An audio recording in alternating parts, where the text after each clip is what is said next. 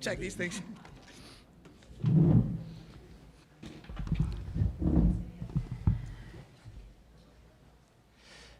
Muy buenas tardes. A nombre del Colegio Nacional, les queremos dar la bienvenida a la conferencia del día de hoy, que va a ser impartida, como todos ustedes saben, por la doctora Emma Darwin.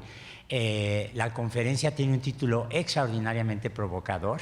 Esta no es una conferencia sobre Charles Darwin, pero con el apellido y los antepasados de la doctora Emma Darwin es fácil suponer que será inevitable tocar, si bien no solamente el caso de Charles Darwin, ciertamente el de toda la familia.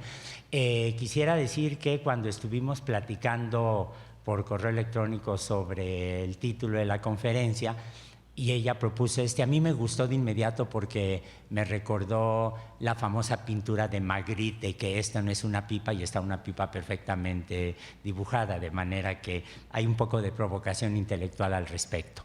La doctora Darwin visitó México en esta ocasión gracias a un programa conjunto entre la Feria Internacional del Libro Universitario, que como todos ustedes saben se está llevando a cabo en las instalaciones de Ciudad Universitaria, y el propio colegio, y muy amablemente aceptó estar con nosotros esta tarde como parte de estas actividades que hemos hecho en el colegio de manera muy consistente y con una audiencia muy fiel. Muchas gracias a todo lo que tiene que ver con la evolución. La doctora Darwin es una novelista. Ella ha escrito 2 libros, The Mathematics of Love, que ha sido traducido con un mal título, La aritmética del amor. Hay una cierta diferencia entre aritmética y matemática. Todos pasan aritmética en la primaria, todos reprueban matemáticas en la licenciatura. Y su otro libro se llama The Secret Alchemy. Ya la escucharán ustedes hablar un poco de la historia de la familia, pero platicando anoche en una cena y hace rato, ella comentaba que detesta la idea de viajar, viajar en un barco, y no le hace ninguna gracia el tener que levantarse muy temprano. Y cuando dijo eso, inmediatamente le dije, runs in the family, está en los genes familiares, si me permiten ponerlo en esos términos, porque los que hayan leído la autobiografía de Charles Darwin recordarán que él dice que una de las razones que lo lleva a abandonar la escuela de medicina en la Universidad de Edimburgo es el hecho de que detestaba tener que levantarse temprano en el frío invierno escocés, como él dice, para asistir a clases, y luego cuando se embarca en el Beagle, un cálculo que alguna vez hice, que es muy fácil de repetir, es ver de los 5 años que duró el viaje, es fácil ver que él estuvo a bordo solamente 1 año y medio, porque detestaba navegar, se mareaba de inmediato. Y hay una carta que le escribe a su primo, Darwin Fox, one of your uncles, great uncles, donde le dice: solamente la gente que ve el mar desde las orillas ignora la molestia tan absoluta que es tener que pasarse navegando en un mar proceloso que lo hace a uno estar mareado todo el tiempo. Como van a ver, esto demuestra que no solo el apellido, no solo algunos rasgos aprendidos en el medio en el que ha nacido, sino también el aborrecimiento por navegar y por levantarse temprano es parte de la herencia de Charles Darwin que tiene la doctora Darwin, que hablará con nosotros el día de hoy. Emma, if you please. Thank you.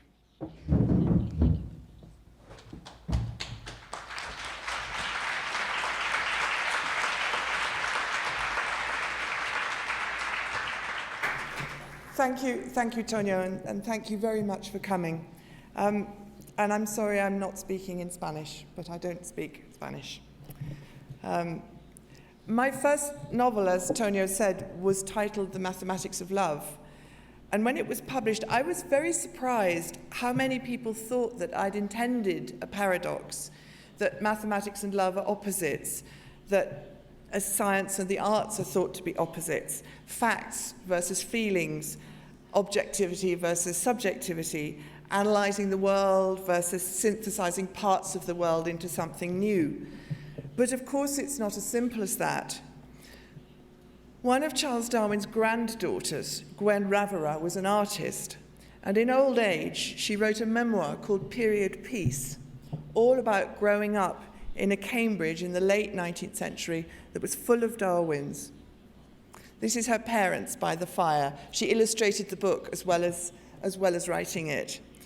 In the chapter that she titled Five Uncles, she includes her father George because, as she says, a father is only a specialized kind of uncle anyhow. This is the basic family tree. Charles and his wife, Emma Wedgwood, who I'm named after, were cousins, as you can see. Also, I should say, if there are any geneticists in the audience, these two were cousins as well. Quite distant cousins, but cousins. Of the five, I'm starting with the family, the core of the family. Of the five sons, William was a banker. Henrietta, who was always called Etty, edited her mother's letters and her father's book, The Descent of Man. George was my great-grandfather. That's me down the bottom. I just thought I'd better prove I do belong. He was a mathematician and an astronomer. Bessie seems to have had some kind of slight learning difficulty, but she was a very beloved aunt, and she came to be able to run her own life quite well. Frank was a biologist and his father's assistant. Leonard was a major in the Royal Engineers of the Army, but he mostly worked with scientific projects such as ballistics. And Horace was an engineer whose workshop became the Cambridge Scientific Instrument Company, which is now very big. This generation were not obviously involved in the arts. Gwen describes them as benevolently Philistine, saying that overtly, explicitly, they would have admitted that they knew nothing at all about music, very little about art, and not a great deal about literature, though they all loved reading. They were apt to regard the arts as the inessential ornaments of life, unimportant matters. But this is a superficial view of them. In their scientific work, they showed many of the characteristics of the creative artist: the sense of style, of proportion, the passionate love of their subject, and above all, the complete integrity and the willingness to take infinite trouble to perfect any piece of work. I think it's a remarkable thing for a professional artist to say, in their scientific work, they showed many of the characteristics of the creative artist. Because creativity is such an overused word that it's come to mean very little. But in their book, The Sparks of Genius, the authors Robert and Michelle Root Bernstein explore how creative thinking works across all disciplines. Robert is a professor of physiology, and Michelle is a historian and also a teacher of creative writing, which is what I do myself. In all fields, they say, the crucial creative moment of thinking occurs pre-verbally, before logic and linguistics come into play, manifesting itself through emotions, intuitions, images, and bodily feelings. The resulting ideas can be translated into one or more formal systems of communication, such as words, equations, pictures, music, or dance, but only after they are sufficiently developed in their pre-logical forms. Regardless of the infinitely diverse details of the products of this translation, paintings, poems, theories, formulas, and so on, the process by which it is achieved is universal. This is how they separate out the different processes. I suspect people would make different lists, but these are the different elements of creative thinking that they isolate. And then they take, in the book, they take each one of them, and for each one, they discuss how it applies across the whole spectrum, from dance to physics, from painting to molecular biology. So what exactly is going on? What do they mean? No one's very surprised that Picasso said, "I don't know in advance what I'm going to put on the canvas," or that Stravinsky said that his music began with some intuitive grasp of an unknown entity already possessed but not yet intelligible. But perhaps they're more surprised to know that Einstein used visual and bodily imaging to imagine, for example, how photons behave, saying that for him, mathematics, this is him saying, for him, mathematics and formal logic were secondary steps. And Richard Feynman worked in the same way at the subatomic level. In fact, Pythagoras said, "We are poets." And Stravinsky said, "The way I think is not very different from mathematical thinking," which might not be what you'd expect from the composer of The Rite of Spring. And when I read this quotation in Ruth Bernstein, it felt as if the writer had been describing how I feel when I'm writing a new story and it's going well. It's not always going well, but when it's going well. I felt a focusing of intellect and emotions which was surely an aesthetic response. It was followed by a flood of predictions coming from my mind as if I were a bystander watching it happen. But this isn't a fellow novelist talking. It's the Nobel laureate chemist William Lipscomb. He goes on to say, "Only later was I able to begin to formulate a systematic theory. Was it science? Our later tests showed that it was. But the processes that I used and the responses that I felt were more like those of an artist." Of course, in the 18th century, before industrial printing and mass literacy and education drove both arts and sciences to become more specialized and professionalized, created the two cultures that people talk about, all subjects were available to everyone.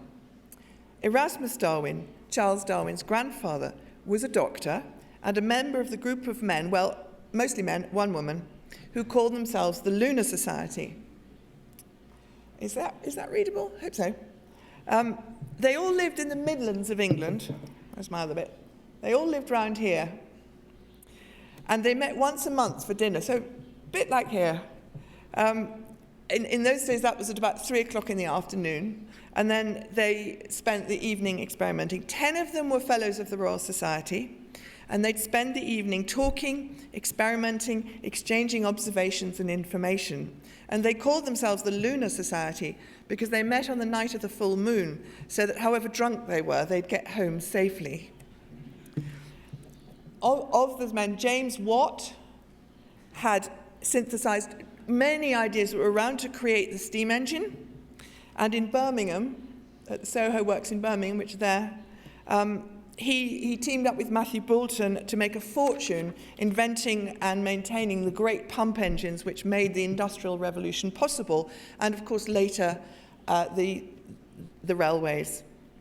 There's Birmingham, there's Erasmus Darwin was in Lichfield there, and further north still, in Stoke-on-Trent, which to this day is the area of Britain called the Potteries, Josiah Wedgwood was pioneering industrial processes and scientific investigation into ceramics.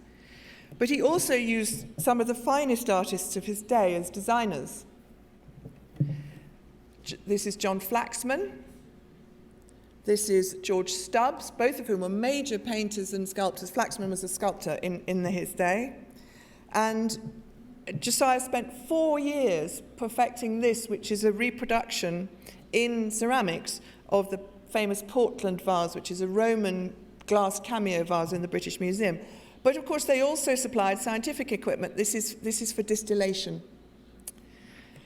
The artist Joseph Wright was another associate of the Lunar Society.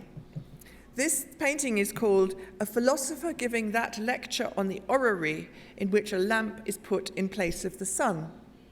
You can see how carefully, scientifically you could say, he observes not just the details of the experiment and what the people in the picture are doing, but the way the lamplight falls on the faces. It's almost as if he's using the people to embody the planets, even as he shows the story of their different human reactions to what they're watching.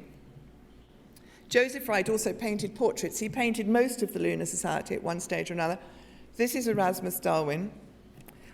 And in this atmosphere of art and science illuminating each other, Erasmus spoke of the Linnaean system of classifying plants as unexplored poetic ground, as rich in metaphorical possibilities as Ovid's Metamorphoses. Transformative thinking is one of Ruth Bernstein's kinds of creative thought, thinking about one thing in terms of another.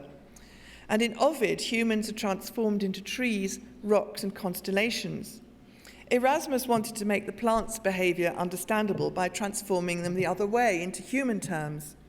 And he wanted to attract non-scientists to this exciting new understanding of plant life as understood by Linnaeus. So he wrote it in poetry. With notes, that's poetry, with notes at the bottom explaining the scientific detail for people who were really interested. The Botanic Garden, which was this poem, The Loves of the Plants, and another one, was published in 1791, and it was a bestseller. This section is about the science of thunderstorms, and he's talking up there about that. But the poems also caused a scandal in some quarters, not for setting forward some of the earliest thinking about evolution, which it did, but for supporting the French Revolution and the abolition of slavery. Erasmus and Josiah particularly were at the heart of the abolition movement, and these are sort of medallions, they're mostly about that big, which were produced by the thousand in the Wedgwood works, different shapes and colours. I don't know if you can see, it says, "Am I not a man and a brother?" And this is a African-American slave, or possibly a Caribbean. And they were tokens of people who were committed to the abolitionist cause. As we saw earlier, Charles and Emma were cousins because Erasmus's son, Robert, married Jos's daughter, Susanna. Erasmus's daughter, by his second marriage, Violetta, married another lunar man, Samuel Tertius Galton, who was a Quaker, so he should have been a pacifist, but he was also a gun maker. And he had a big gun works in Birmingham. And then there was another cousin marriage because Charles's sister Caroline married Emma's brother, Josiah, the third Josiah Wedgwood. And if you follow that down, you get to Ralph Vaughan Williams, who is in Britain's greatest composer of the 20th century, of the first half of the 20th century. He fits between Elgar and Britain, roughly speaking. And though Darwin's work might be benevolently Philistine, Emma had toured Europe with her parents, seeing all the cultural sites and artistic sites in France and Geneva. One of her aunts married a Swiss diplomat called Sismondi, who was one of the people I really would have liked to have met. He was fantastic. In Geneva, she danced a new and scandalous dance, the waltz. But her real passion was music. She studied piano with Mendelssohn's teacher, Ignaz Moscheles, and maybe there's a family myth that she studied with Chopin, though nobody's been able to prove it. And at Down House, this is her piano. It's still there. I'm sorry, that's not a terribly good photograph, but it's there. Emma's piano playing, the whole of their married life, Emma's was an enormous support to Charles. She was very calm, very relaxed, and her piano playing was very important to Charles. He used to, after a long day's work, he would lie on the sofa and listen, and she would play. The piano was also a means of scientific experiment, when he put a jar of earthworms on the piano to observe their reactions as Emma played. Music, of course, is the most abstract and mathematical of the arts, and abstracting is one of the fundamental kinds of creative thinking, so perhaps it's not surprising to find it in a family known for science. There's no one else in the family tree of Vaughan Williams's stature, but my younger sister, Carola Darwin, did her first degree at Cambridge in chemistry, but she is now an opera singer with a PhD in musicology. And another of our generation, Jeremy Barlow, is also a musicologist and a conductor. He specializes in the popular music of the 16th and 17th century, which has a strong scholarly element of trying to find out what actually happened. And the family habit of scientific inquiry extends to people. In the spirit of Rousseau, the first Josiah used to hide behind the door of his children's bedroom and write down what they talked about when there were no adults present, and those notes are still in the Wedgwood archives, so my baby ancestors chatting away when they should have been going to sleep 200 years ago. Charles made daily observations of his older babies, William and Annie, for years, but if they cried while he was watching them, he would instantly stop making notes and become, somebody said, a most kind nurse in comforting them for being sad. Observation might be scientific, but it was also affectionate. Darwin's and Wedgwood's were kind and relaxed spouses and parents. This is Annie Wedgwood, Charles and Emma's oldest daughter. When she was dying of tuberculosis, aged 10, Charles, who of course had trained he was a two-thirds trained doctor, he made technical medical notes of her condition and did a lot of the nursing. But no one reading of him and Emma's anguish at her death could think that this denoted any lack of love. As Emma wrote to Charles in happier times, around the date of their marriage, "I believe from your account of your own mind that you will not only consider me as a specimen of the genus, I don't know which, Simia, I believe, you will be forming theories about me, and if I am cross or out of temper, you will only consider, what does that prove? Which will be a very grand and philosophical way of considering it." Another family figure whose thinking and investigation ranged immensely widely was Tom Wedgwood. He was the younger son of the first Josiah Wedgwood, so he was born in the 1770s, and he was therefore uncle to both Emma and Charles. He developed theories of time, space, and vision. He performed experiments in optics with Humphrey Davy, and seems to have been the first person to observe that all substances, when heated, begin to shine at the same temperature, and two of his papers on that subject were read at the Royal Society by the President Joseph Banks. He also studied child development by observing the children of his brother Jos, the second Josiah Wedgwood. He discussed poetry and the natural world with Wordsworth, and befriended and supported the poet Coleridge, who wrote of him saying, "He had a fine and ever watchful sense of beauty, united with the most patient accuracy in experimental research," which reminds me of Gwen's description of her uncle's sense of balance and proportion and how they were like artists even when they were doing science. All of these came together in Tom's experiments with light-sensitive substances to make images, both as what we'd call photograms by laying objects on the light-sensitive surface, and also he tried using a sun microscope to enlarge an image rather as we would with a camera lens with the sensitive thing behind it. He had no means of fixing the image. It's very frustrating because it was known how you could do that, but he didn't apparently know about it.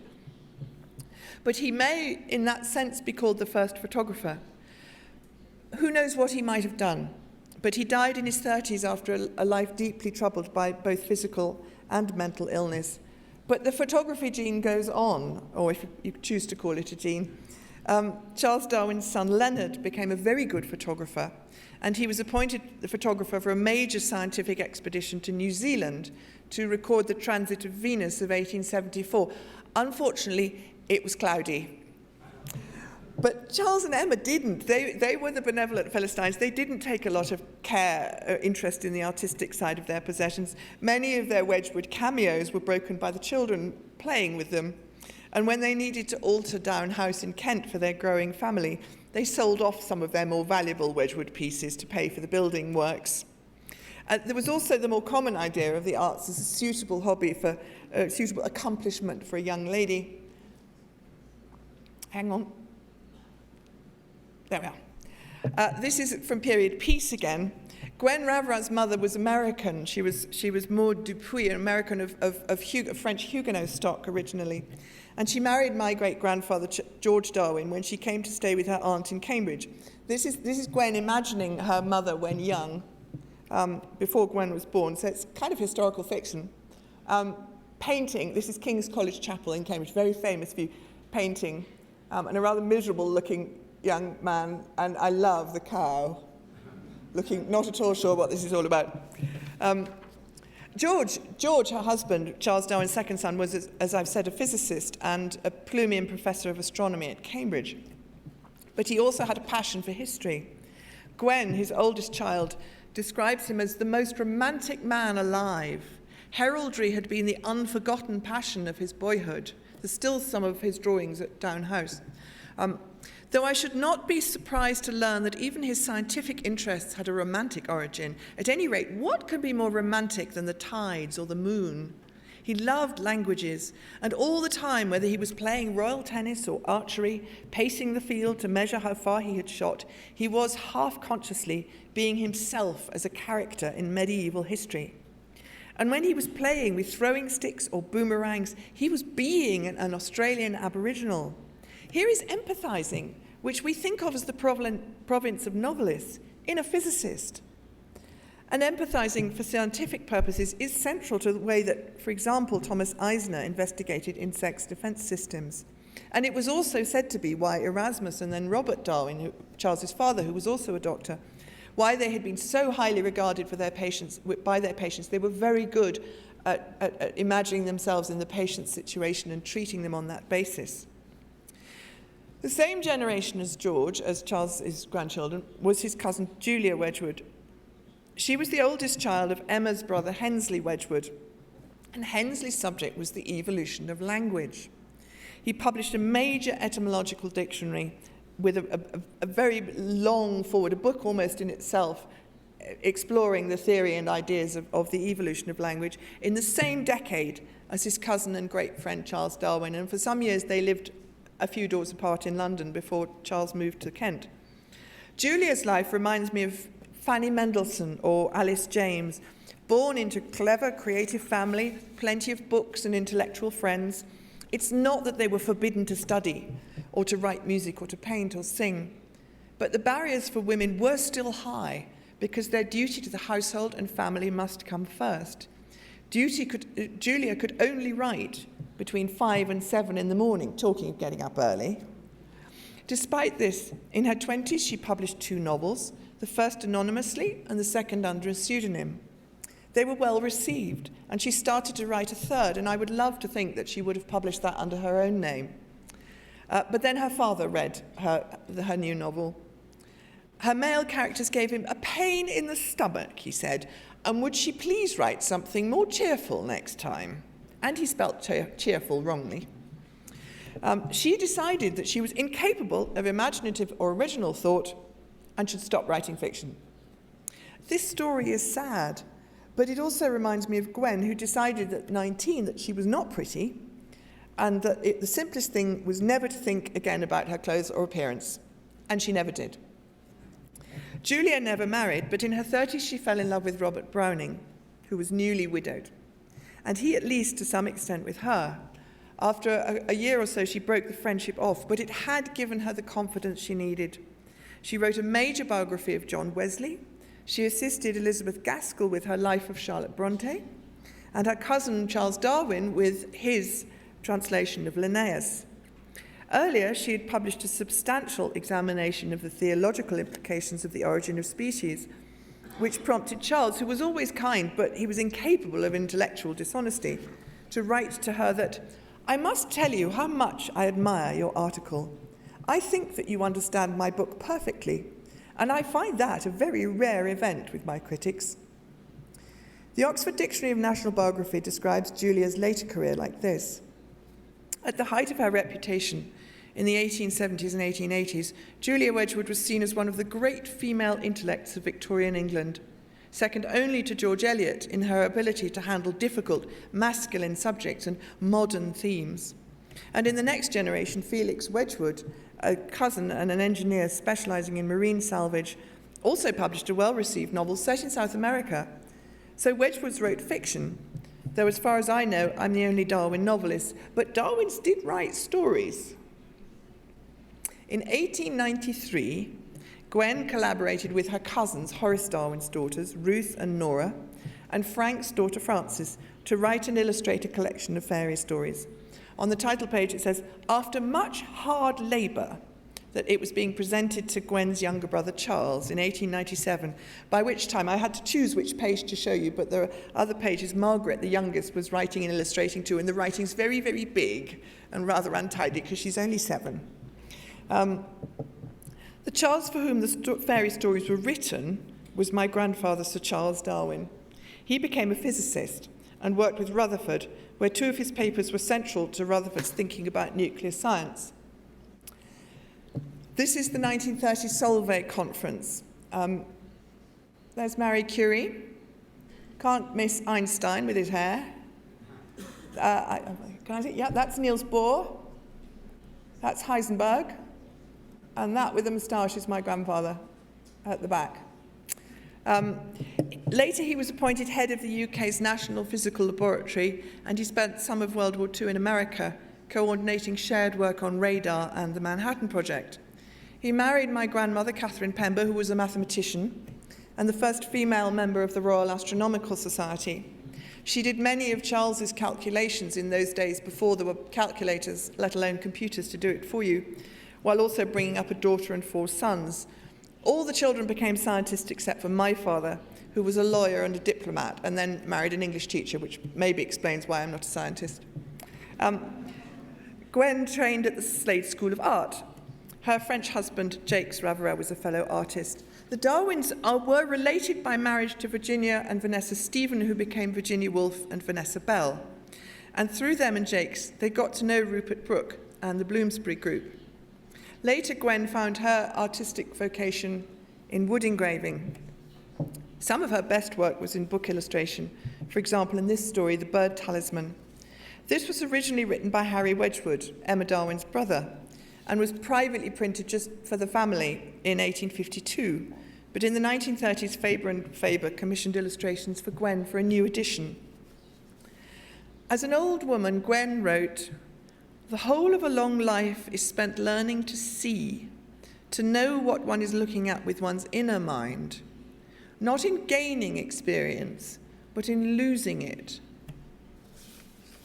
As I understand this, by experience, Gwen is talking about preconceptions, which mean that you only see what you expect to see and not what's really there. True observing is the first of Ruth Bernstein's types of creative thinking to be described in Sparks of Genius. Actually, I'm just going to go back to the previous slide because Gwen's cousin Nora Darwin, who's over here, that's my grandfather and Gwen, that's Nora over there, who later became Nora Barlow. She worked as a geneticist under William Bateson. Nora's daughter Hilda became a biologist, and Hilda's daughter, Ruth has fallen off. It's Hilda's daughter Ruth. She should be there, but she's come off the edge. Sorry. She became a poet. She's a classical scholar, but she became a poet. And when Ruth Bedell took her mother Hilda to a poetry reading for the first time, Hilda, the biologist, said afterwards, "I see the point of poets now. They notice things." Poets and artists observe the world as scientists do, with great attention, but also with an open mind. As Charles Darwin himself said, "I have steadily endeavoured to keep my mind free, so as to give up any hypothesis, however much beloved, and I cannot resist forming one on every subject, as soon as facts are shown to be opposed to it. Indeed, I have had no choice but to act in this manner, for with the exception of the coral reefs, I cannot remember a single first-formed hypothesis which had not, after a time, to be given up or greatly modified. I am not very sceptical, a frame of mind which I believe to be injurious to the progress of science." He does also say that you have to be a bit sceptical to try and narrow things down, but basically he thinks it's not helpful. "We set out to look for something, but we must be open to the things we didn't expect, and to the things which contradict our expectations and which change our ideas." In an unpublished essay on vision, Tom Wedgwood said, "Perception becomes a language. The far greater part of what is supposed to be perception is only the body of ideas which a perception has awakened. So we too easily talk as if we're dealing in facts, when actually we're dealing in how we perceive those facts. This is an idea which has become central to theory in the study of literature and the humanities, and also to science, that what we think of as observation can't, in fact, be completely separated from the perceptions of the observer." It's not just poets. Several of Charles Darwin's grandchildren became writers. Bernard, there he is. The oldest became a journalist. He more or less invented sports writing as a form in English, and he was the golf correspondent of the Times for 50 years and wrote many books. His half-sister Frances married yet another Frances. Her father was called Francis, and she married a Francis. It's very complicated. The one she married was the classical anthropologist F.M. Cornford, and she became a distinguished poet. This poem, The Guitarist Tunes Up, seems to me to embody not just one, but three kinds of creative thinking: imaging, analogizing, and in a way which recalls Einstein imagining himself as a proton, body thinking or kinesthesia. With what attentive courtesy he bent over his instrument, not as a lordly conqueror who could command both wire and wood, but as a man with a loved woman might, inquiring with delight what slight essential things she had to say before they started, he and she, to play. Being a woman in the family did have its drawbacks, though. I'm sorry to keep going back to it, but I know it's difficult to imagine these people without the occasional family tree. Bateson's was the only lab in Cambridge which didn't exclude women. And Gwen struggled to persuade her parents to back her artistic training. Kind parents Darwin's might be, but they were not particularly forward-thinking about women or about art as a career. But the visual arts do run right through the family tree. Bernard's wife Eleanor was an artist who also trained at the Slade, and their daughter Ursula Mummins was a well-respected ceramicist potter who only died in 2010. She may have been born a Darwin, but of course she was also a great-great-great-great-granddaughter of the first Josiah Wedgwood. Bernard's son Robin Darwin was also an artist, and for over 40 years he was principal of the Royal College of Art. With his cousin Francis Cornford's artist son Christopher as dean, Robin presided over a notable revival of the college, and one of the main buildings of the college was named after him. Apparently they've just knocked it down.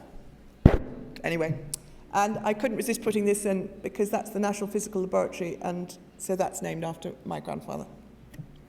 The visual arts aren't only in Bernard's line. Nora's granddaughter Phillida Barlow is a distinguished sculptor who was selected to represent Britain at the 2017 Venice Biennale, and this is her installation in the British Pavilion. She works on an astonishing scale. Christopher's older brother, John Cornford, was a journalist, a poet, and a communist radical who was the first Briton to be killed fighting on the Republican side in the Spanish Civil War, the day before his 21st birthday. This is John, not many years before that. He studied history at the London School of Economics and at Cambridge, and as a Marxist, of course, took a scientific view of historical processes. But poetry, too, is all about making and seeing patterns, and he wrote poetry all the way through his life. The last few poems that he wrote before he was killed have deservedly become famous. This is only part of it. A letter from Aragon. This is a quiet sector of a quiet front. We buried Ruiz in a new pine coffin, but the shroud was too small and his washed feet stuck out. The stink of his corpse came through the clean pine boards, and some of the bearers wrapped handkerchiefs round their faces. Death was not dignified. We hacked a ragged grave in the unfriendly earth and fired a ragged volley over the grave.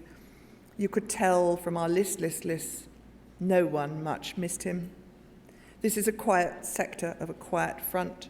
There is no poison gas and no HE. But when they shelled the other end of the village and the streets were choked with dust, women came screaming out of the crumbling houses, clutched under one arm the naked rump of an infant. I thought, how ugly fear is.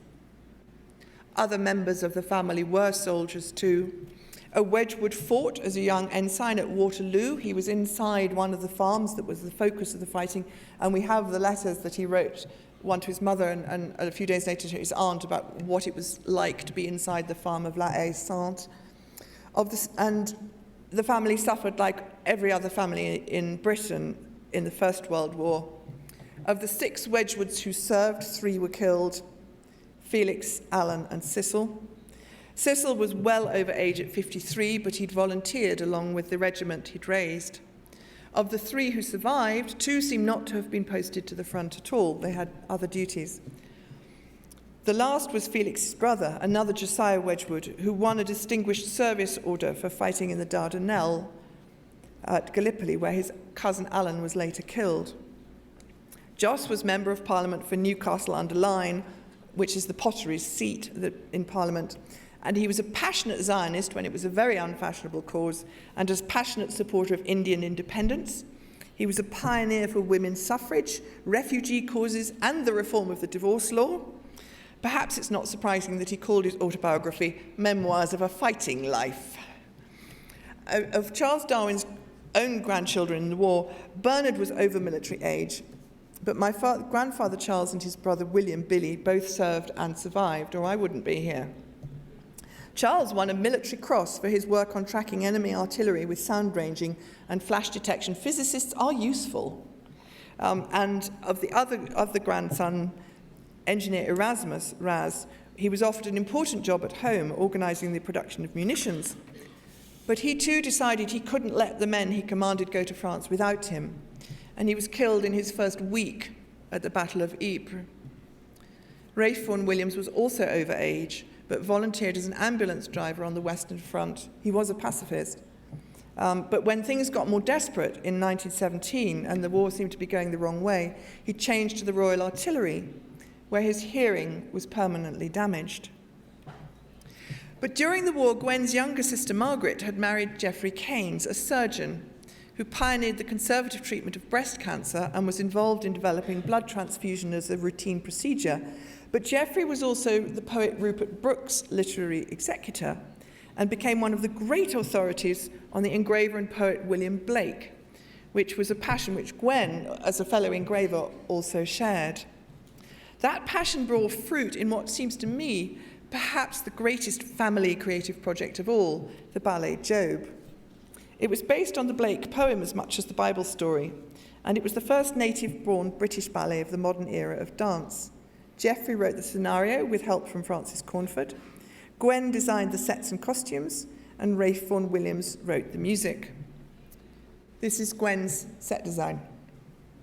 The production was originally backed by the Camargo Society, which had Geoffrey's brother, the economist John Maynard Keynes, as treasurer. That's a good treasurer to have running your society. His wife was the Russian ballerina Lydia Lepokova, and the choreography of Job was by Ninette de Valois, who later took the production to her Vic Wells Ballet, which later became the Royal Ballet.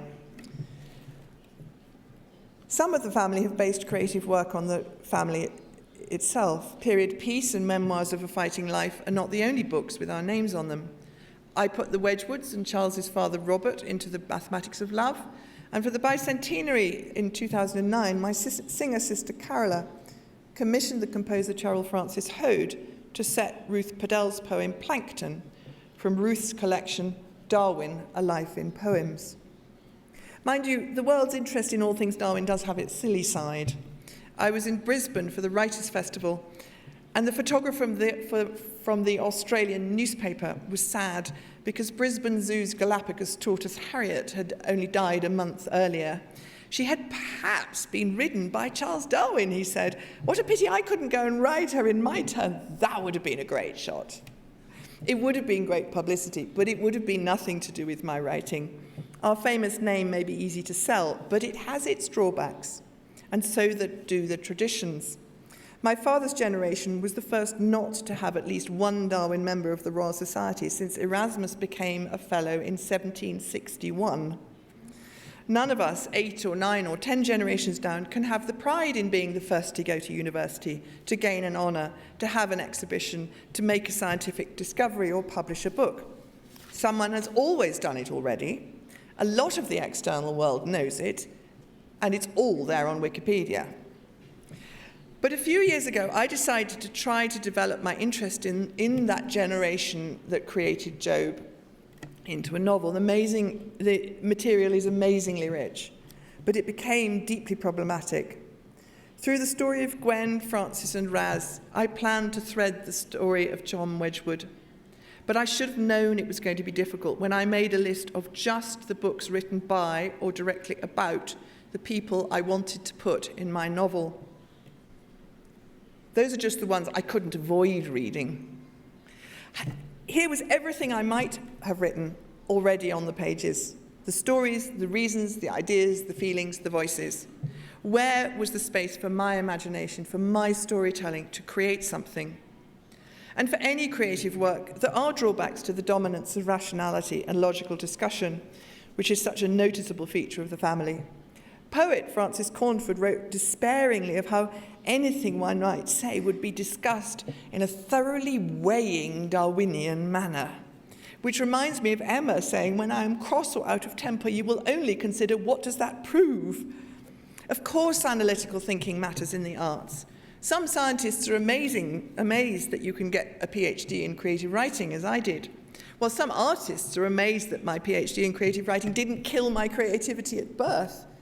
To get it, I had to write the novel A Secret Alchemy, and then an academic exploration and analysis of what I decided to create and why, how I set about researching and developing the novel, what actually happened as I wrote, because as anyone who's ever written anything will know, it never comes out the way you thought it would, the changes and problems that arose and how I coped with them, and the literary and historical context of what I was creating. If you think that sounds rather like an account of observation, hypothesis, prediction, experiment, and conclusion, you'd be right. Practice-led research in the arts often has more in common with experimental science than it does with studying literature or art history. And the PhD made me understand better how writing works, and made me a better teacher and writer and teacher of writing. Without it, I certainly couldn't have taken on the commission to Get Started in Writing Historical Fiction, which was published last year. But Frances Cornford had good causes sometimes to despair of her family. Grand and philosophical ways of considering, analysing, measuring and theorising aren't always appropriate or useful to the creative phase of any kind of work. Gwen's biographer Frances Spalding sees the origin of that thoroughly weighing Darwinian manner as an assumption that family characteristics such as persistence, intelligence, and common sense would inevitably arrive at an authoritative truth. But the authority of an artist is not something that can be measured in citations, and the truth of art is rooted not in measurable phenomena, but in human actions and responses. Does this engraving of Gwen's exactly represent a scene you could photograph with a camera? I'm sure we'd agree that questions like that are not the point of art. Gwen has worked with the stuff of the physical world, changed it and set it on paper, created fiction, if you like, to communicate her truth about what it was like to be human in that moment, in that place. And in each viewer, a new experience, a new truth is created. But we may never get at those truths if we don't recognize the part of human consciousness which is not accessible to rational analysis or even language, and which resists reasonable thought. Now, perhaps, we are beginning to understand that all thinking, all disciplines need the kind of creative processes I've been talking about.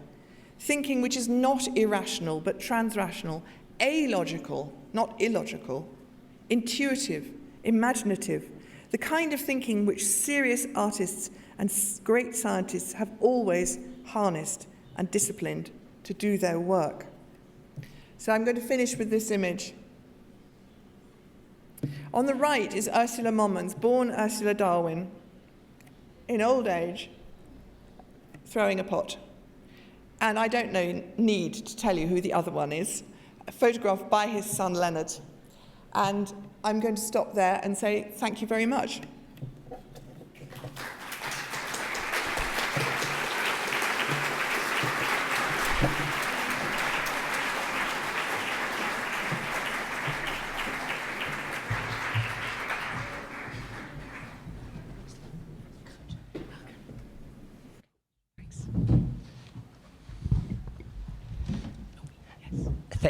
Thank you very much, Emma. It was a lovely lecture, very enjoyable. And, y tenemos tiempo para preguntas o comentarios, cuestiones que quieran ustedes preguntar. Tenemos traducción simultánea, como saben, entonces si quieren hacer la pregunta en español, rápidamente será traducida.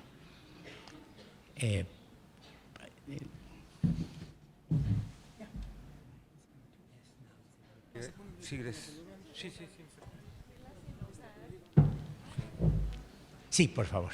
Sí, a ver, señor Lazcano, si usted nos ayuda. Ahorita que venía entrando aquí al Colegio Nacional, aquí en la esquina hay unas fotografías magníficas de los aztecas, unos cráneos, por cierto.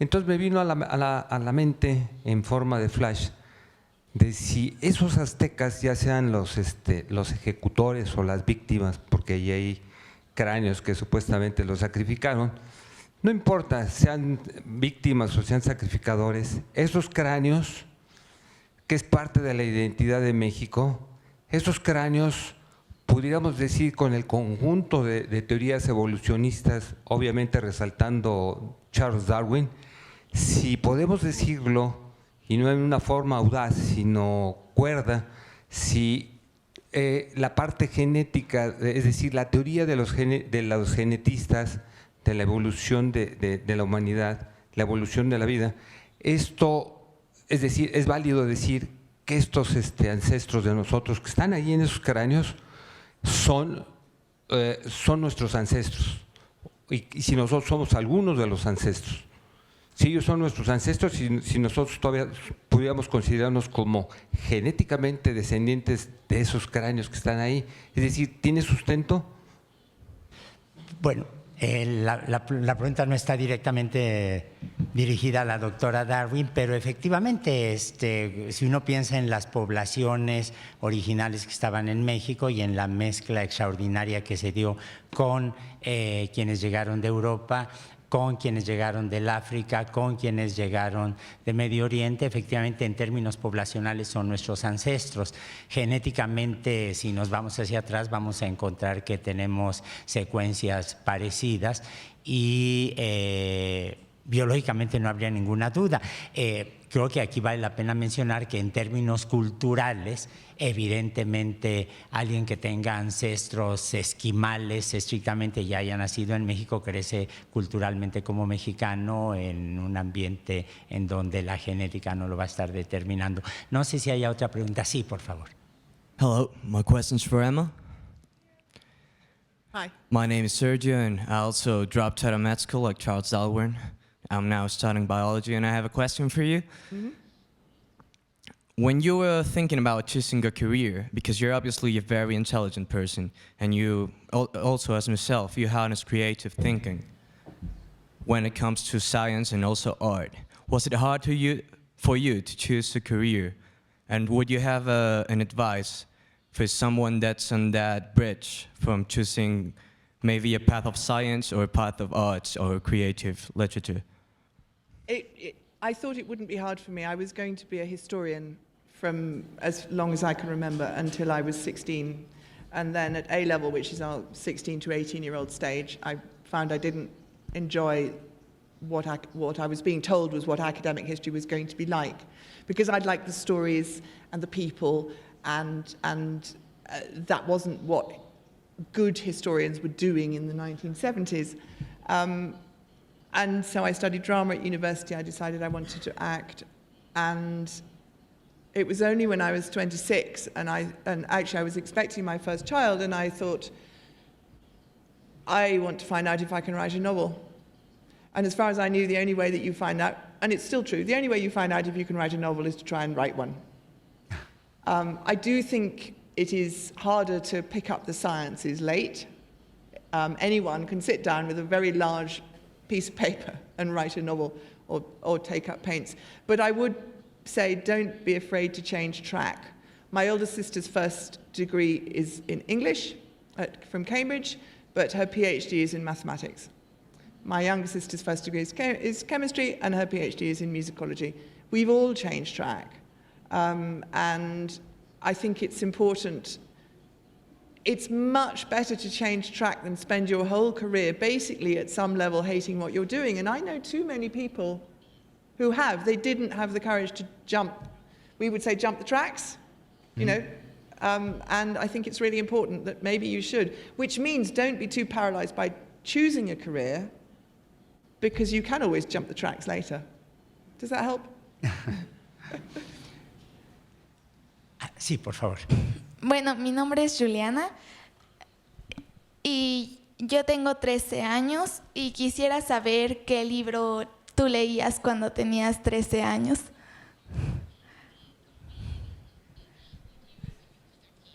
What did I read when I was 13? Oh, gosh, I can't remember. I read an awful lot. I read an awful lot. We didn't have a television. That helps. And I used to go to the public library on a Friday afternoon, and you could take out 6 books, and I would take them out, and I would read all night, and on Saturday morning I'd go back and take 6 more out. I think read what you want to read. Read things that you think look interesting, even if they look a little bit hard. To persevere. But also don't be ashamed of reading things that are really fun. Don't feel that everything you've got to read has got to be terribly good and serious and important. I read an awful lot of very popular commercial stuff that was a lot of fun, because it's all helping your sense of story. And if you want to write, that's really what you need. But also read things that you, if a friend likes something that maybe you think, oh, I'm not sure that's my thing, try it. So to stretch the, I can do something awful with that in a minute, to stretch. Thank you, I knew that was going to happen.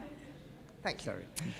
To stretch your experience beyond a little bit further all the time, that's really helpful too. Does that help? Yeah. Thank you. And Harry Potter, read Harry Potter. Brilliant. And education in fantastic storytelling. Can't beat it. Bueno, estuvimos a punto de atestiguar como una parte del linaje Darwin fallecía frente a nosotros, pero logramos evitarlo, por favor. Hello, Emma. Good evening. I'm Diego Angel. I'm Mexican citizen. I'm personally a doctor. I'm actually doing right now my postgrad in internal medicine. But that's not the point in here, because I think what have you talked about to us is way beyond these terms of careers or goals, or I don't know how to call it. We call it vocación, no?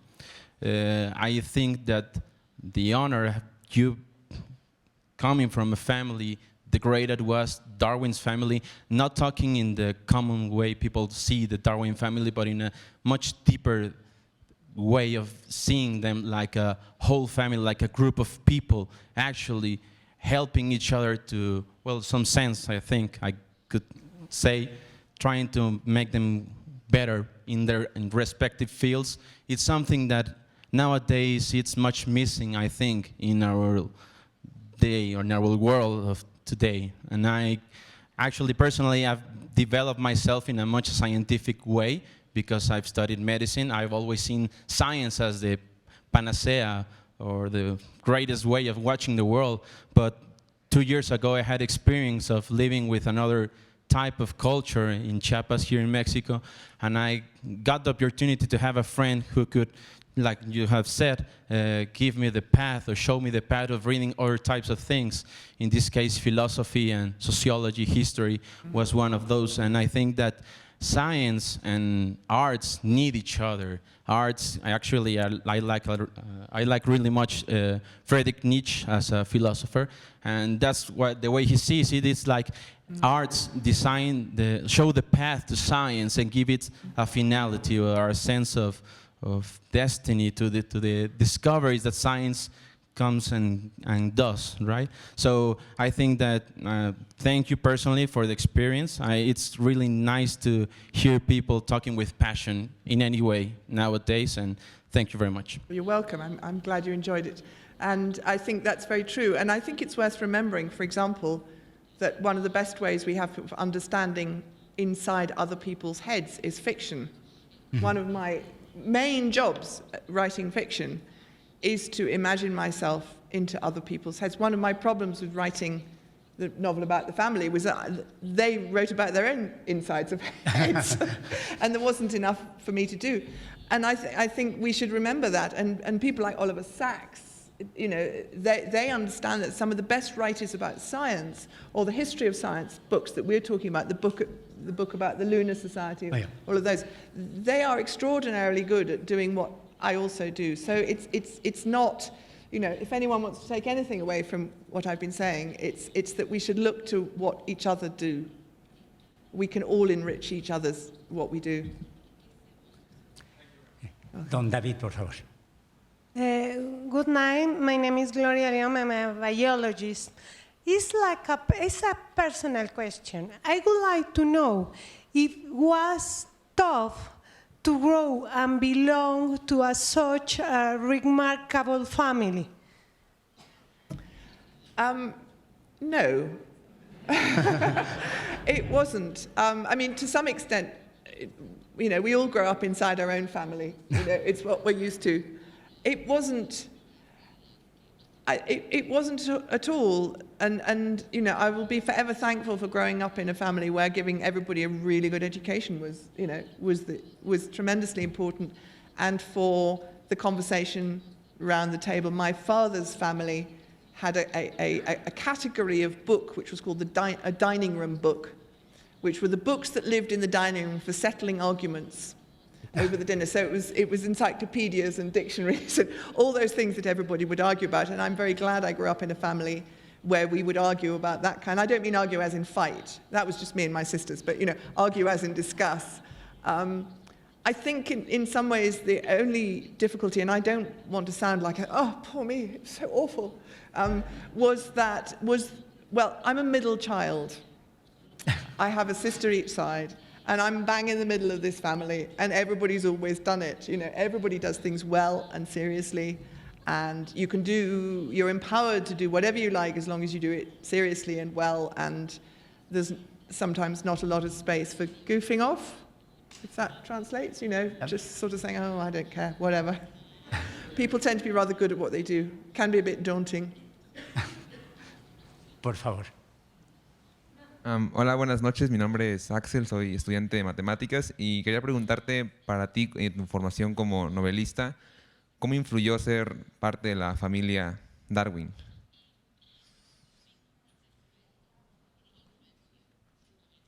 As a novelist, well, I put them in my novel, The Mathematics of Love.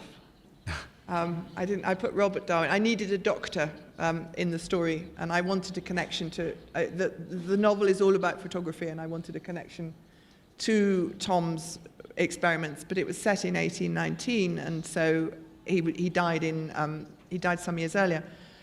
So I put Robert in, who had known about his cousin and great friend's experiments. I don't think directly. I think the only thing I would say, and again, I don't want to sound as if I'm saying it's all so difficult, is that I think it partly influenced me to become a novelist, because in my novels, I am the ruler. My book, my rules. If I want to mess with the history, if I want to make people do what they didn't do, I can do that. It was one of the difficulties with trying to write a novel about the family, was that I felt like my hands were tied. And I think it is maybe why I turned to that, because, you know, if I was doing history, I would be conforming to scholarly standards, which is terrific. I need historians to do that for me. And I think it's mostly influenced me in that sense. It possibly sent me towards fiction, though nobody thought that's what they were doing. Does that make sense? Absolutely, yeah. Don David, sí. Thank you very much for your lecture. It's a pleasure to hear all the history of such an important family. I would like to ask you personally if you are in favor of the Brexit, or are you in favor of strengthening the European community? Thank you very much. I am passionately against Brexit. I think it is a disaster. And it's a tragedy if it happens. What I'm hoping is that as we go forwards trying to work it all out, and I know we're not really here to talk about this, that more and more people will discover what a really bad idea it is, and at some point we'll all decide it's not going to happen. But, you know, we can dream. Don Omar, sí. Thank you, Mr. Darwin. Such an interesting talk. I was wondering about if there has been some kind of relationship with those people's family that was very supported to Darwin's ideas until now. For example, I don't know, the Huxley's family. The Huxleys, yes. Yes, and Huxley is Darwin's bulldog. And yes, they were very supportive. One of the things I only really realized when I read Janet Brown's biography of Darwin, which is kind of the definitive one now, at least for our generation, I hadn't really realized how much it was those around him who needed a figurehead for the ideas that that he was putting forward, which everybody else was kind of, he was the one who realized the mechanism, but everybody else, it was all in the air too. And I hadn't realized how much they had sort of constructed a campaign, how much they needed a figurehead for the whole pushing all these ideas forward. Certainly Huxley and others, and making, and Darwin making sure that Wallace had his due and that they had shared priority, and he was always extremely careful to make sure. Wallace hated all the publicity. He made him miserable. He didn't want to do it. And he was actually very happy for Darwin to get both the publicity and there are letters from him saying that, to get both the publicity and presumably all the angry letters and that sort of thing. The Huxleys continued to be very, very close, and in fact in the 1950s, 2 Huxley members married into my family. My aunt Angela, my Uncle George's wife, was born Angela Huxley. I don't know if you know that there's an old silly rhyme about the very grand families in Boston, and the comic magazine when Richenda Pease, who was a Wedgwood descendant, married Andrew Huxley, the physiologist. That was the first Huxley-Darwin into marriage. And then my Aunt Angela married Uncle George. And Punch, the magazine, wrote, "A Darwin is marrying a Huxley, a fate which no Darwin escapes. For the Huxleys speak only to Darwins, and the Darwins speak only to apes." Which was not entirely true. But certainly there are all families around there. And of course, and it's a small world, the kind of intellectual academic world. I mean, again, in the grandchildren's generation, there's the big overlap with the Bloomsbury group, and everybody marries each other like everybody in a village marries each other. Like everybody in a city marries. Apparently still across the world, the average distance between 2 people who get married, they live on an average 3 miles apart. Still, apparently. And so it's a kind of intellectual 3 miles apart that they end up marrying each other. In fact, my parents couldn't quite believe they hadn't managed to meet before they did, as it were. My mother's father was head of an Oxford college. My father's father had been head of a Cambridge college. And my father's mother had been what that generation called a dancing partner of my mother's father. They had actually known. I could actually come from the opposite pairings of the grandparents, if that makes any sense at all. It's a village. Sí, por favor. Buenas tardes.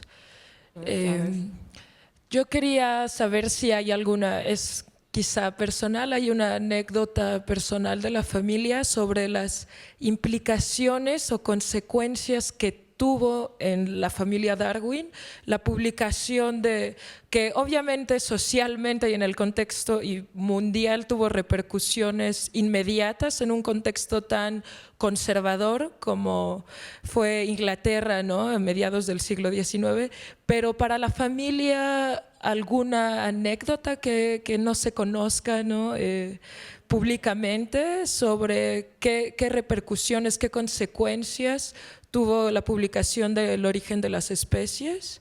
¿Tú conoces alguna que hayas escuchado de tu padre o quizá de tu abuelo, ¿no?, de oídas? Yes. Not many. We tend to duck the arguments, but there is one nice story. My aunt Gwen, one of my aunts, Gwen's daughters, her older daughter, married a Norwegian, Edward Hambro, who was a Norwegian diplomat, and she was a great-grandchild of Charles Darwin, and this was, quite generally known. And apparently, at some conference, somebody bounced up to Eddie Hambro, who, being a diplomat, was very, very suave and everything. And she had heard this ridiculous story that somebody promulgated that Darwin had recanted everything on his deathbed, which is the most ridiculous thing. And she was all absolutely desperate to know if it was true, clearly hoping it was true. And he just said, My dear lady, that would have been a very, very long deathbed.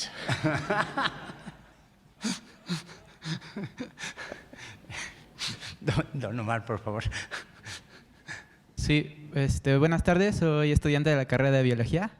Mi pregunta es que, bueno, para mí es muy impresionante la gran cantidad de personalidades que hay en la familia Darwin y pues yo pienso que mucho de estas personalidades pues tuvo que ver con su educación o con la genética. No tengo mucho conocimiento, pero quisiera saber si hay como alguna ideología o parte de la educación que haga que hagan muchas personalidades o bueno, que sean muchas personas con gran capacidad o no sé si entiendo mi pregunta. Okay, I think so. Is this about nature or nurture? Yeah, in a way. Yeah. Okay. I think. What do I think? I think that actually I think often you can't separate out nature and nurture. Whether I've inherited genes or I've just grown up in a family that has established certain ways of thinking, it's extremely difficult to know the difference. I don't think intelligence comes down in genes, frankly. I think it comes out in education. But there's a long line of education. And I think that there's a sense in which we did grow up, and you can see it going back in the letters and the diaries. There's this fundamental sense that everything is available for inquiry. Everything can be talked about, everything can be taken about. I mean, I'm a teacher. When I'm not doing my own writing, I'm teaching other people to write, and I'm blogging about writing. And the chief function of the blog, what I'm usually doing is saying, okay, this strange creative thing that people say about show, don't tell, or do this or don't do that. Okay, what's going on? And I'm pulling the strands apart, and I'm not saying do this or do that. I'm saying, what's going on? What's this made of? How does it work? And I think if I had to put my finger on it, I think that's very empowering, to grow up feeling that absolutely anything is available to be analysed. Of course, as I was saying in the talk, actually that does leave out a side of life which is not, where analysis is not the point. And I do think that's probably what Frances Cornford as a poet was getting at when she, the thoroughly weighing Darwinian manner that, you know, this feeling that we can analyse everything doesn't take into account other aspects of human nature. But I think the confidence to take things apart is important, and that is, confidence in anything is something that's handed on in the family. I think it helps that on the whole, most of them had enough money, frankly. You know, most of it was Wedgwood money. But Erasmus and Robert Darwin made an absolute fortune. He hated doctoring, Charles's father. He hated doctoring. He kept it because it was socially respectable in his small town, talking villages. But what he really made his money off was lending money to other people. But on the whole, people had, you know, Charles could not have done what he did if he'd had to earn a living doing something else. And I think it helps intellectual activity if you're not worrying about where your next loaf of bread is coming from, and that sort of thing. So it does no harm. It does no harm to have uncles who can help. You know, Charles was offered to travel on the Beagle. His father didn't think he should. He thought he should get on with earning a living and having a life. And it was his uncle Jos Wedgwood, the second Josiah, who said, no, look, this will be good for him. It helps if you've got people in the family who can help you understand things and can tell you when there's a job coming up somewhere, that sort of thing, even if they don't arrange for you to have the job. And I think that's the sort of family. And I don't believe it's genetics that you could read in the DNA. I'm absolutely sure it's you could almost say it's like inheritance of acquired characteristics in a way, in the sense that it's a family culture that gets handed down. But I don't believe it's in the genes. I quite agree with what you say, and if I may, si me permiten agregar algo que para completar lo que ha dicho la doctora Darwin. Hubo un científico extraordinariamente distinguido que tuve la suerte de conocer muy bien, de ser muy amigo, Emil Zuckerkandl, a quien se le ocurrió la idea de comparar las secuencias de DNA o de proteínas para construir árboles filogenéticos y ver el ritmo al que están evolucionando órganos, especies, procesos. Emil Zuckerkandl era nieto de Berta Zuckerkandl, una crítica de arte extraordinariamente distinguida en Viena, que tenía un salón en donde recibía todos los miércoles a Klimt, el pintor, y ella fue la que le presentó a una mujer deslumbrante que se llamaba Almes Schlinder, a un músico muy prometedor que se llamaba Gustav Mahler. Eran vecinos de los Wittgenstein. Emil Zuckerkandl tomó clases de piano con Maurice Ravel porque eran amigos de la familia. Cuando los nazis invaden París, invaden Viena, él se va con la abuela, la abuela paterna, se van a París porque él era sobrino nieto de Clemenceau, el antiguo primer ministro francés. Cuando los nazis entran a París, ellos se van al norte del África, en donde eran visitados por André Gide todos los miércoles, y cuando cuando Emil Zuckerkandl decide ir a Estados Unidos a estudiar con Linus Pauling, que lo acepta de inmediato, el que firma la carta por conexiones familiares para que lo acepten en Estados Unidos fue Albert Einstein.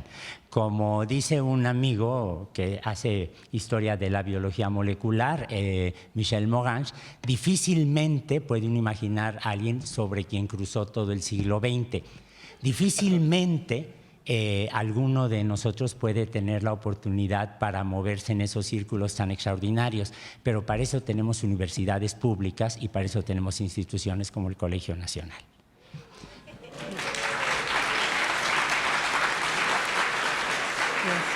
Por favor. Good afternoon. My name is Jorge Ciros, evolutionary biologist, and I know in my family and in my university how the theory of evolution is understood and how the families that I have access taught or teach the theory to their families. But I would like to know how the Darwin is understood by the Darwin family. I mean, how you learn the theory, how your family, your relatives seen this icon. I mean, we have here a finger puppet.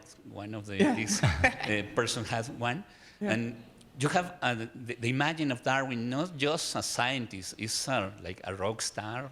Is more beyond his scientific contribution. I mean, how Darwin, you, Emma Darwin, understand this culture around your great father? I think, I mean, it has got much bigger. When I was growing up, most people knew who he was. And every now and again, you would say your name, you know, in the dry cleaners to get, you know, to collect your clean clothes or, you know, whatever. And they would say, oh, Charles Darwin, you know, are you related to him? And sometimes they say, oh, wasn't he the guy who invented gravity? Or, you know, or didn't he write novels is another one that crops up, I think meaning Charles Dickens usually. And you know, we grew up watching what my parents did, which was say, well, yes, actually, you know, and that was about all that happened.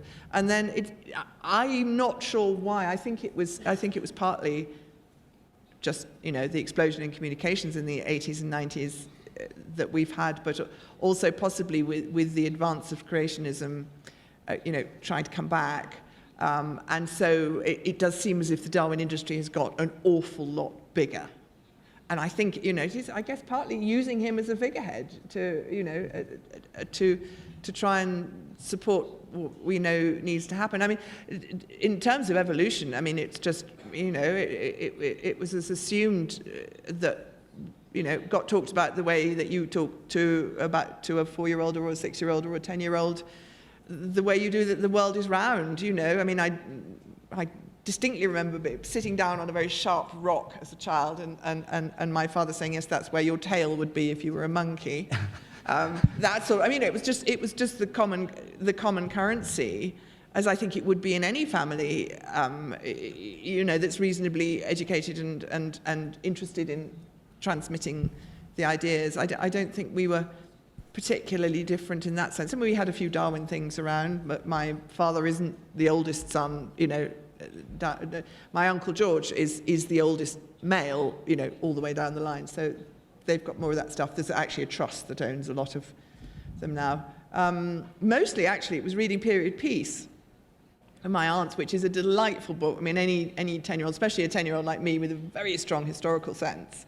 And it's very funny and very dry and a lot of fun. So a lot of my sense of it actually comes through that. And Gwen was born after he died, so it's not even, direct from that. But it was just sort of in the air. It wasn't that big a deal. I had to read Desmond Moore, and Janet Brown. And then there's a very good biography of Emma, which I read with pleasure, because I sort of slightly feel that, that there's 152 of my generation, serious middle child problem here. But I am the only Emma, so I kind of feel Emma's mine a bit. Hay una pregunta pequeñita. Hello. Hello. I wanted to say that for my... Mejor en español. Es que me inspiró mucho, a mí me inspira mucho Darwin y quería preguntarte a ti, ¿qué te inspiró a ti Darwin? What did I receive from Darwin? I think I received the idea that it's possible to be a great scientist and a very kind, humane, ordinary human being. That some geniuses are not awful. And enormously compassionate and full of kindness and gentleness. There's a story of when his children were quite young, and they had a new a sofa, a settee, and it was very new. And the children were told they must not jump on the new settee because it would be spoilt and it would get dirty. And Charles went into the room where the new settee was and found Leonard, boing, boing, boing, boing, jumping up and down. And he said, "Oh, Lenny." And Leonard said, "I think, Papa, you had better go out of the room." And he did.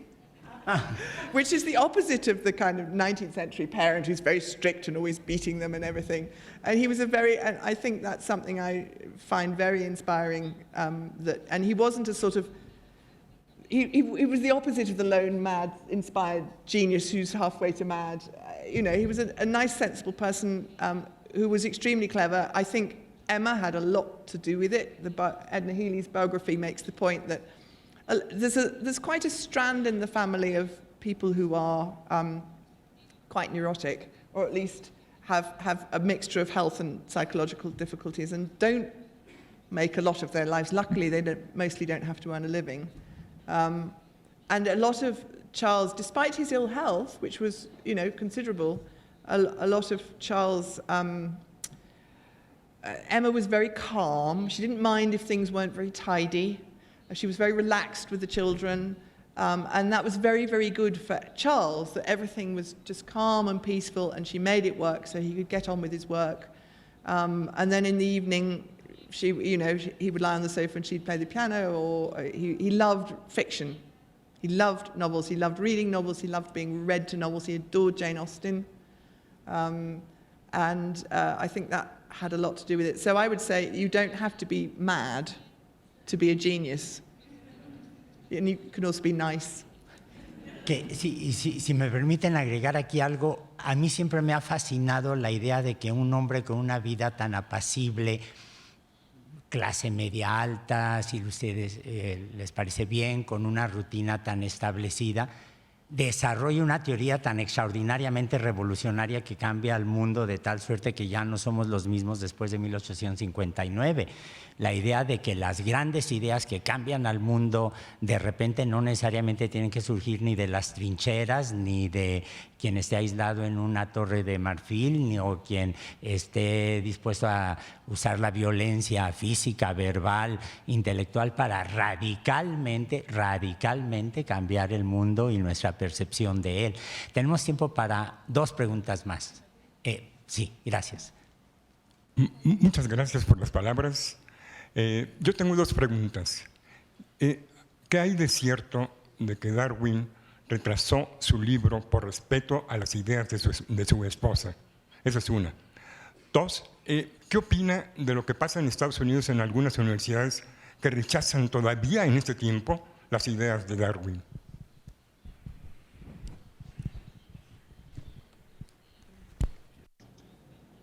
Okay, well, to take the first one, I think there's a lot of evidence now that he didn't put his ideas aside, he just didn't talk about them. As I understand it, there's a lot of evidence that it was a good deal to do with the fact that a book about evolution, roughly along the lines that he was thinking, was published, and the problem was that it was really bad science. It was very badly written, it was not well backed up, the arguments were not supported. And so it was very easy to dismiss, and it was dismissed by all the people who, Charles would have wanted to persuade that this was right. And so one of the things he did in those years was that he was not a trained scientist. He had learned along the way, but he'd never had a professional post, he'd never had a formal professional training. All he was a 2/3 trained doctor, and a medical doctor.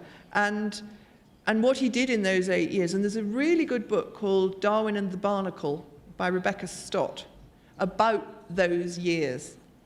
And what he did was he embarked on exploring barnacles, which are incredibly, it's a huge field, and it gave him the scope to establish, first of all, to see evolution in action, because I'm nervous because I know I'm talking to people in the room who know an awful lot more about this than I do. But he could observe the evidence of evolution in species that were in the process of becoming species, and he could do the patient work of detail that could both establish his credentials as a really good experimental and observational scientist, and would give him a solid body of evidence in a very large area that could support his arguments in the way that I can't remember what it was called, the other book. And so I think that was a lot to do with it, and Rebecca Stott's book takes that apart. I mean, it was a complete obsession. There's a nice story of one of Charles's sons going around to play for the day with one of the other local families, and the other boy saying, and this is our nursery, and there's the dining room, and there's the garden, and he says, and where does your father do his barnacles? On the other one, it makes no sense. I don't think evolution and religion are incompatible. So where's the problem? But I don't mind what people think. I just don't think they should teach lies. Sí, por favor. Hola, buenas tardes. Me llamo Selene. Quiero también es dirigido hacia el pequeño que hizo la observación hace rato y hacia usted. A mí también me inspira muchísimo Darwin. Actualmente estudio biología en la Facultad de Ciencias y a mí me gustó, me volví fanática de Darwin desde la secundaria y pues tenemos una materia en la facultad que se llama Filosofía e Historia de la Biología y en esa materia casi en todas las clases sale el tema de Darwin. O sea, él viene desde tanto tiempo que, cada vez que estamos en esa clase me inspira más y más y cada vez me encanta seguir conociendo y aprendiendo sobre él. Y pues su trabajo ha sido una de las razones por las que me inspiró a estudiar biología porque toda su teoría sobre la evolución, la selección natural, todo me fascina. Muchas gracias. Bien, That's really good to know. yo me reservo el derecho de hacer la última pregunta, aprovechando que tengo el micrófono y estoy aquí en el estrado. Me llamó mucho la atención, es algo que sabía, pero nunca me había percatado de ello, que uno puede comparar a esta generación extraordinaria de los miembros de la Lunar Society, que coinciden prácticamente en la misma área, que tienen estas mentes tan excepcionales, tan inquisitivas, que están viendo no solamente las grandes teorías, sino también la forma práctica de implementar la industria, el desarrollo de experimentos y demás, con los enciclopedistas franceses, porque coinciden al mismo tiempo gentes como Voltaire, Diderot, Lamembert, Lametrie. Entonces, hay aquí esta masa crítica extraordinaria en donde de repente coincide, claro, en este momento de enorme transición y de fructificación de las ideas de la Ilustración, si lo quiere uno ver así, con estas obras que cambian el destino del mundo para siempre.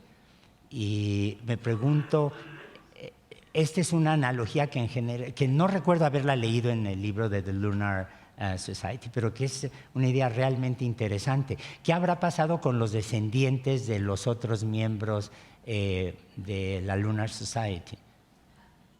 What happened to them? Los Priestley emigró a Estados Unidos. Yes. Quite Yes, scared of it. because he was persecuted. Right, Yes. basically. Yes. I don't altogether. Well, the Galtons became scientists. You know, we're not rather too much genetics applied, you know, in bad ways. Francis Galton, pity, because he was a good scientist, but he became a eugenicist in a way that after the Second World War we just can't contemplate. But my father's middle name was Galton. I don't know what happened to the others, really. It would be very interesting to find out. And because they weren't only scientists, Anna Seward was a poet who actually helped Erasmus with his poetry. And Richard Lovell Edgeworth, his daughter was Maria Edgeworth, who was one of our major novelists in the late 18th century. There's Joseph Wright painting. Of the sort of slightly further out members, there's people like Benjamin Franklin, Baskerville, the typographer, the typographer and printer. I mean, that's just, those were just the main members. The Wikipedia entry actually is really rather good. I hesitate to say that, but it is. It gives you a good sense. I don't know. It would be very interesting to see what happened. They did tend to marry each other for obvious reasons. But I think it's, well, I'm actually coming here and talking to you about the Colegio Nacional. I find it incredibly exciting to think of a body which specifically is about mixing all the fields at the most senior possible level. I wish it happened more, because that's really when it gets exciting. Is when, to me anyway, we need the deep, narrow knowledge that people have to research. But actually what really makes the creative thinking happen is when something comes in from outside. I mean, I'm sure anyone here in whatever field has had experience of thinking about something, and someone says something, does something, suggests something, gives you something to read, which you, in English, would say you didn't see coming. You didn't know you were looking for it, and it clicks in, or you suddenly realize, and suddenly you feel like you're Michelangelo's David, on the Sistine, not David, the Sistine Chapel with God and Adam like this, and that spark in there. And that's the most exciting thing of all. And by definition, that's going to come from something slightly outside your usual territory. And that seems to me where the value of things like the Lunar Society is the fact that they were such a mixture. And that they were not just all doing one thing, they were all doing different things. And that's where it gets most exciting and is most fruitful, it seems to me. Thank you. Bien, antes de concluir esta charla, yo quisiera recomendarles muy fuertemente a los que quieran ver una excelente biografía de Charles Darwin, el libro de Janet Brown, que ya se mencionó aquí, es absolutamente espléndido, pero también los invitaría a que exploren por su cuenta la correspondencia, los diarios, los textos, algunos inacabados, el proceso de edición de Charles Darwin.